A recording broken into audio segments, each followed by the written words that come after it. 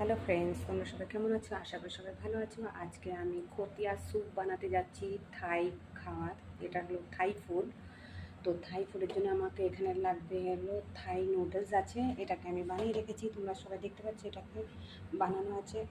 আর থাই স্যুপের জন্য আমাকে খতিয়া স্যুপের জন্য আমাকে এখানে গার্লিক ফ্রাই আছে, এখানে স্প্রিং অনিয়ন আছে, এখানে ধনিয়া পাতা আছে, এখানে চিনি আছে, এটা হলো ভিনিগার, গ্রিন চিলি ভিনেগার আছে, এখানে রেড চিলি সয়া সস আছে, এখানে নুডলস বাই বাই যেটা হয় সেটা আছে।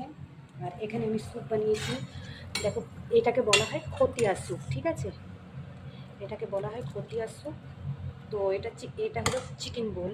তোমরা দেখতে পাচ্ছ এটা চিকেন বোল আছে।